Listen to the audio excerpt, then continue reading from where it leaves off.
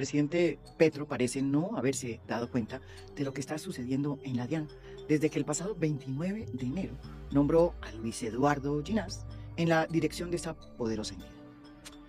Este contador de ciénaga de oro, ahora todopoderoso en el gobierno, es muy pero muy cercano a Nicolás Petro, el hijo presidencial problemático que usted y yo conocemos y al que la fiscalía ya acusó por presunto enriquecimiento ilícito y lavado de activos. Sin que nadie se percatara, Ginás acaba de concretar una muy peligrosa jugada. Firmó las resoluciones nombrando a dedo y sin ningún proceso de selección a 29 nuevos directores en las seccionales de la DIAN. Ustedes me preguntan, ¿y esos cargos qué son? ¿Por qué son tan importantes?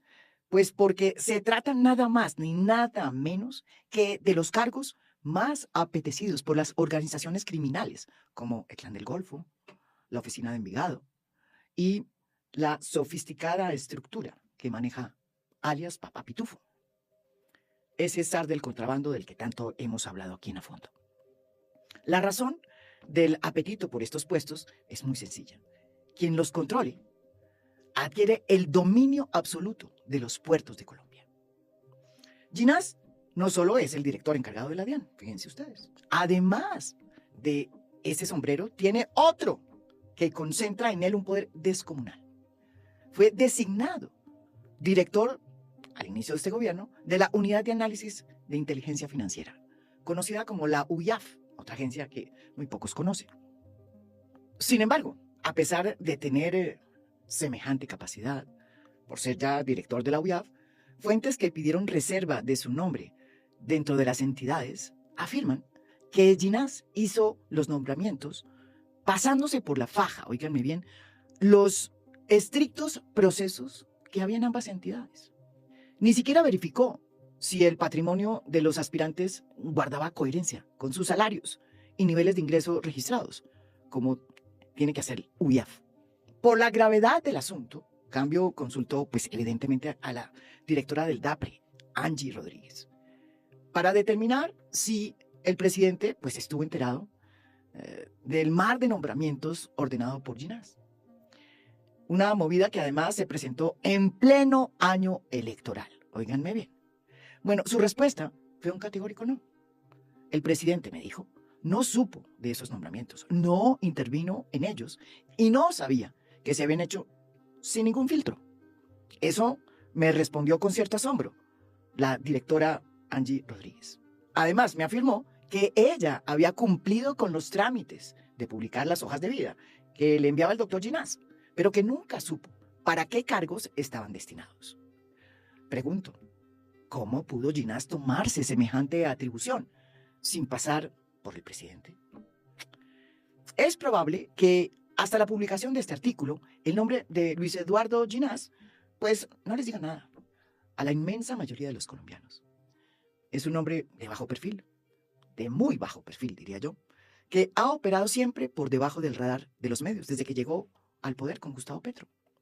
Sin embargo, hace rato que la prensa ha debido ponerle la lupa porque se trata ni más ni menos que del segundo funcionario más poderoso de este gobierno, después del presidente Gustavo Petro.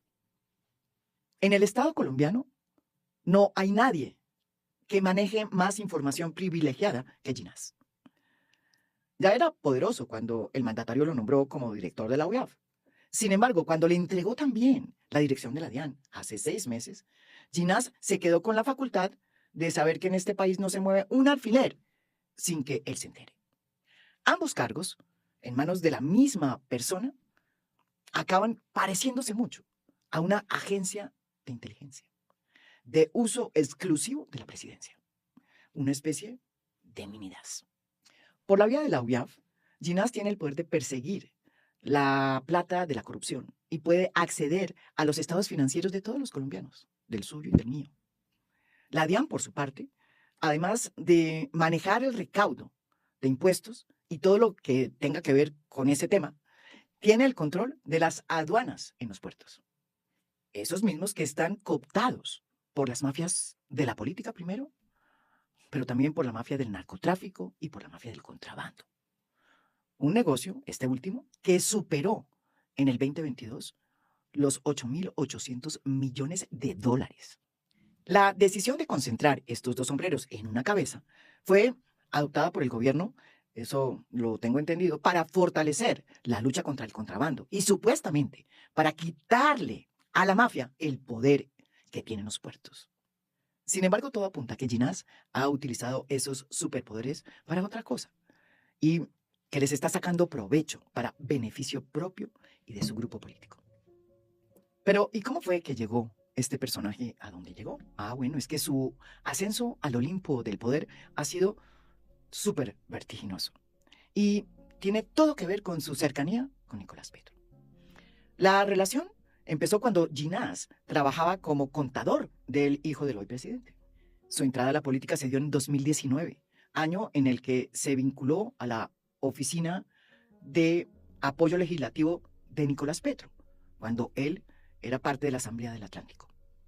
Posteriormente, fue nombrado director de Antioquia en la campaña presidencial de Gustavo Petro y compartió allí espacio con otro gran amigo suyo, que ustedes conocen, Olmedo López, hoy capturado por el escándalo de la Unidad de Gestión de Riesgos. Tiene además una conocida cercanía con el exalcalde de Medellín y precandidato presidencial por el Pacto Histórico, Daniel Quintero. Con Ginás en la UYAF llegaron también otros amigos de Nicolás Petro. Uno de ellos, Luis Fernando Montes. Él fue designado como jefe de planeación en la UYAF, pero luego de unos meses en esa agencia, Montes fue trasladado a la Unidad de Gestión de Riesgo, en donde su amigo Olmedo lo nombró como jefe de contratación. Justo en el momento en el que se estaba urdiendo el ahora conocido robo de los recursos de esa entidad. Olmedo López también nombró a un hermano de Ginás como asesor de la dirección, cargo del que salió cuando llegó Carlos Carrillo a asumir las riendas de esa entidad.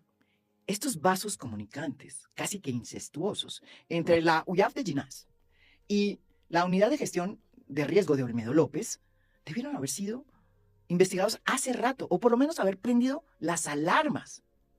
Pero hasta ahora, nada ha pasado. Según múltiples fuentes de la entidad que pidieron reserva, Ginás no solo ha utilizado la UYAF para proteger a su grupo político, sino para perfilar investigaciones quirúrgicas con el fin de sacar de la foto a unos y de exponer a otros.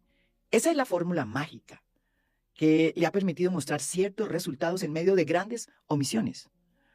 Me lo dijo una de las fuentes consultadas. Cuando el escándalo de la Unidad de Gestión de Riesgo estalló mediante comunicado público, Ginás dio la orden en la UYAF para moverse contra Olmedo López. Pero desde entonces se ha cuidado muy bien de proteger a todos los nombres que podrían vincularlo a él o a Nicolás Petro al escándalo de la Unidad de Gestión de Riesgo. Una de las fuentes que me pidieron reserva me advirtió lo siguiente. Me dijo esto: mientras Olmedo López está en la cárcel, Luis Fernando Montes, el amigo de Ginás y de Nicolás Petro, que fue trasladado a la UYAF y a la Unidad de Gestión de Riesgo para que fueras los ojos en la contratación de esa unidad, ha pasado de agache. Esas mismas fuentes, algunas de las cuales tienen a su cargo la labor de hacer la revisión de funcionarios que susciten alertas, cuentan una realidad que me preocupó desde el inicio. Según su relato, Ginás también estaría usando su poder en la UYAF para proteger a personas cercanas al presidente. Y en esa lista, reservada y por fuera de los canales oficiales, se registran nombres como el de la ex canciller Laura Sarabia, el del presidente de Ecopetrol Ricardo Roa y el de varios de los jefes seccionales de la DIAN. El nombramiento de Ginás en la UYAF no cayó para nada bien en la comunidad de inteligencia. Aunque desde el principio su llegada levantó suspicacias, la cosa se agravó cuando hizo público el informe confidencial sobre la compra del sistema de espionaje Pegasus, ¿se acuerdan? Hecho en el gobierno de Duque. Una sola imprudencia provocó la suspensión de Colombia del grupo Egmont, que permitía la colaboración y el cruce de informaciones sensibles con todas las unidades de inteligencia financiera en el mundo. Con la salida de ese grupo, la UYAF perdió muchos dientes, sobre todo para la lucha contra lo que Petro ha denominado, él mismo lo ha dicho, la mafia cuántica. Con ese historial tan poco confiable, no se entiende por qué el presidente decidió encargar a Ginás hace 6 meses de la dirección de la DIAN, una agencia que tiene un altísimo riesgo de cooptación por parte del crimen organizado y de las estructuras criminales disfrazadas de política.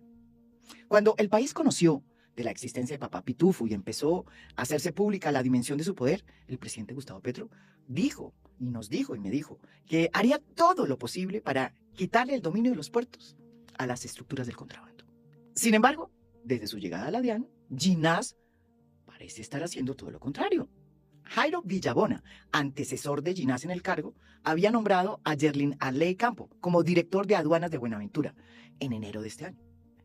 Ese nombre acabó apareciendo en el allanamiento que hizo la Fiscalía el 13 de febrero pasado a la casa de Papá Pitufo, días después de que reveláramos, en cambio, la historia sobre la entrega de 500 millones de pesos del zar del contrabando a la campaña de Gustavo Petro.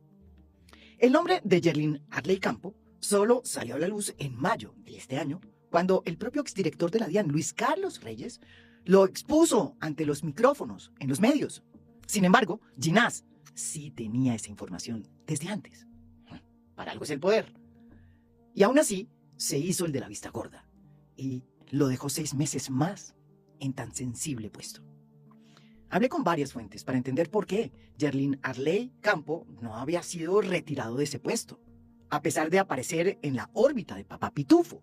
La respuesta que me dieron fue de película.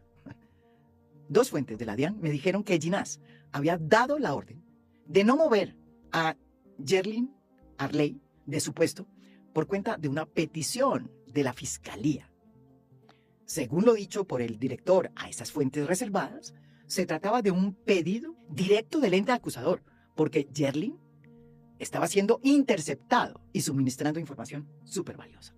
Sin embargo, pues yo le pregunté directamente a la fiscal general de la Nación sobre este tema. La doctora Camargo me afirmó que todo lo que estaba contándole yo era una fábula. Es decir, desmintió que existiera una colaboración entre esta persona y la fiscalía. El 1 de julio de este año, con la firma de la resolución de Ginás nombrando a 22 personas a dedo en las jefaturas seccionales de la DIAN, Yerlin Arley Campo finalmente fue removido de su cargo. Lo reemplazó Jorge Shigemichi Nogamiaki, un oficial de la Armada que viene de manejar la aduana de Riohacha. Su nombre, me aseguran mis fuentes, fue impuesto por el propio comandante de la Armada. Y de entrada, se desechó una propuesta para que se presentara una lista de candidatos. Se le nombró a dedo, con el argumento de que Petro quiere ahora militarizar los puertos y que ese nombramiento pues va en esa dirección. El nombre de Jorge Shigemichi, de acuerdo con varias fuentes, fue puesto sobre la mesa por primera vez por Laura Sarabia, quien le habría llevado la hoja de vida al entonces director de la DIAN, Jairo Villabona, para que lo nombrara en la aduana de Riohacha. Ahora es el nuevo director del puerto de Buenaventura, de la aduana del puerto de Buenaventura. Sin duda, la más importante del país. Aunque no hay pruebas de ningún pago a nadie por estos nombramientos, en fuentes abiertas se asegura que por este nombramiento, por solo ese, el de la aduana de Buenaventura, la mafia pudo haber pagado cerca de $1 millón.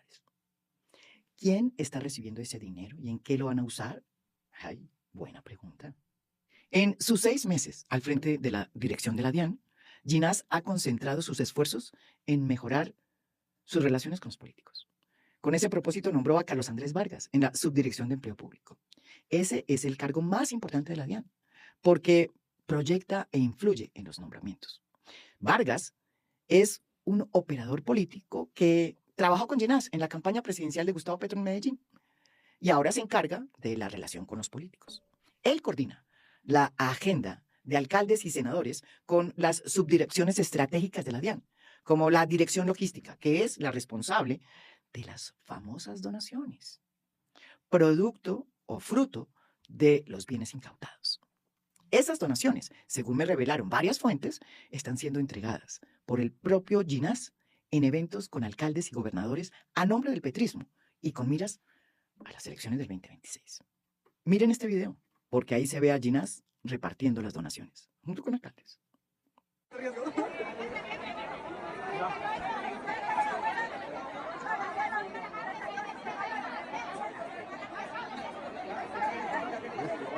Pero Aquí no para todo, porque hay una lista de congresistas que le pidieron cita a Ginás meses antes de que se hicieran estos 22 nombramientos a dedo. Y en esa lista hay legisladores de todas las orillas ideológicas. Están los liberales, Jorge Hernán Bastidas y Wilmer Castellanos. Este último, investigado por recibir coimas. Y aparece también en la lista de María Alejandra Benavides, la exasesora del exministro de Hacienda Ricardo Bonilla. Una lista que ella puso a disposición de las autoridades. Del Centro Democrático aparece Óscar Darío Pérez, mencionado también en la famosa lista publicada por el exdirector de la DIAN, Luis Carlos Reyes, en donde aparecen los políticos que le pedían puestos a él. Y el Pacto Histórico, que es el partido del presidente, no se queda atrás, pues entre los visitantes figuran los congresistas Ferney Silva, César Pachón e Isabel Cristina Zuleta. Esta senadora es la delegada del gobierno para los diálogos con la oficina de Envigado, una de las estructuras que más poder ha ganado en el puerto de Buenaventura y en la aduana del puerto de Buenaventura. Otra ficha importante de Ginás en la DIAN es su asesora, Mimi Johanna Parra Salcedo, una joven economista, hija de una importante dirigente sindical de la DIAN, quien se encarga de las relaciones con las agencias norteamericanas que luchan contra el contrabando. Ella fue la mano derecha, además de, óiganme bien, otra vez vasos comunicantes incestuosos, de Olmedo López en el Fondo de Adaptación, en donde se desempeñó como contratista en el 2023. Se ganaba, en ese entonces, creo que 14 o 15 millones de pesos mensuales. Según varias fuentes consultadas en la DIAN, Mimi Johanna Parra es hoy el poder real detrás del trono.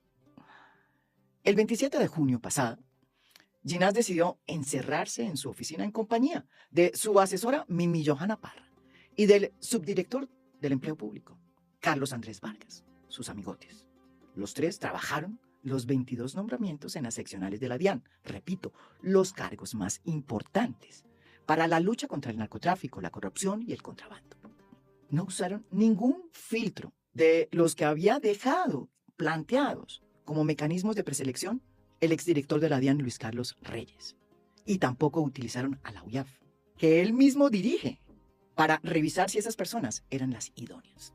Los nombraron a dedo. Ginás hubiera podido usar sus superpoderes para ir por los corruptos, para detener el saqueo en Ecopetrol, para exponer a todos los que intervinieron en el robo de la Unidad de Gestión Nacional del Riesgo, para perseguir a los funcionarios corruptos en la DIAN y para ir tras el dinero de las mafias de la droga y del narcotráfico que hoy controlan las aduanas y los puertos en Colombia. Pero hasta ahora parece estar concentrado en otra cosa. Al cierre de este artículo que fue publicado en la revista Cambio, Luis Eduardo Ginás, director de la UIAF y de la DIAN, respondió a un cuestionario que le hicimos llegar y que pueden ver en su totalidad en la revista Cambio, donde está publicado. Acá les hago un somero resumen. Frente a los nombramientos hechos a dedo, Ginás dijo que el director de la DIAN puede nombrar a los directores seccionales de esa entidad, abro comillas, sin necesidad de un proceso de concurso o ratificación, porque son de libre nombramiento y remoción. Cierro comillas. Y aunque sostuvo que sí hubo un proceso de debida diligencia, no da ninguna evidencia de que ese filtro se utilizó ni que fue hecho por la UIAF. También negó que hubiera un acuerdo con la Fiscal General de la Nación para dejar en el cargo de director de aduanas de Buenaventura a Yerlin Arley Campo, pese a que su hoja de vida pues había aparecido en el allanamiento a la casa de Pitufo, hecho por la Fiscalía en febrero pasado. Sin embargo, en su respuesta, el director de la DIAN y de la UIAF no aclara por qué lo dejó en ese puesto 6 meses más. Por último, y en contravía de lo que le dijo a Cambio la directora del DAPRE, Ginás sostiene que el presidente Gustavo Petro sí estaba al tanto de, abro comillas, todas las actividades y decisiones que se adoptan en la DIAN y de todos los mecanismos de transparencia y debida diligencia para los nombramientos de esa entidad. Cierro comillas. Ginás no nos aclaró si también el presidente sabía de estos 22 nombramientos hechos a dedo.